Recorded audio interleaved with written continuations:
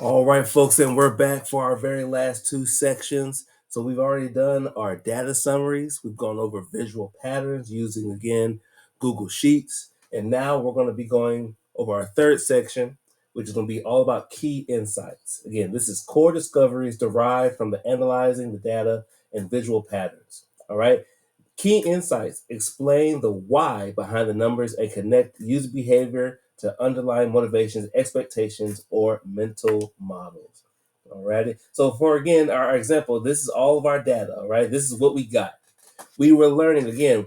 Why do we think again running shoes is number one? Because it is literally 38% of our sales. All right, and so on and so forth. Those are just key items, key information. What are we getting from? A lot of this can be gained from our critical thinking as we're reading through the scenario. A question we might think of is, oh, why are sandals selling so low?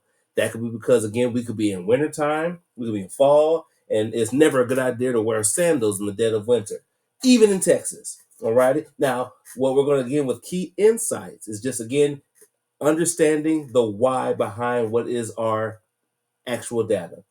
Why is running shoes number one? Because it's the most sales. Why are sandals the least sellers? Because again, it's only 6%, so on and so forth. And if you were a shoe manager, you could use this data saying, hey, I want to make the most money. What two shoes are selling the most?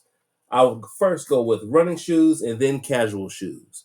I would make sure I have those in stock year round because those are, again, my highest sales. And those are key insights. And lastly, we are going to be going into design recommendations. This is basically where in UX research, this is where you again prioritize specific solutions proposed to address the key insights. Again, if a key issue was I need to make room for shoes that sell, what shoes could I get rid of?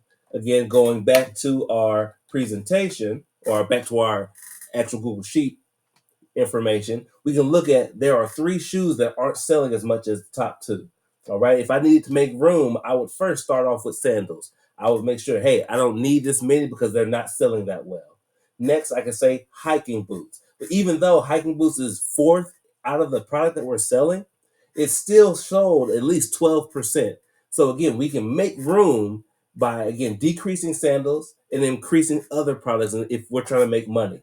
That is the whole purpose of design recommendations. Now, in our practice, as you continue to read through the actual scenario, here are three things I want you to think about. As you are reading through, again, they're selling sandals outside of its peak season. All right. An idea would be to cut down on that certain shoe. You can also provide certain promos to increase sales, such as lowering the selling of shoes, or you can also talk about increasing stock of higher selling shoes. All righty.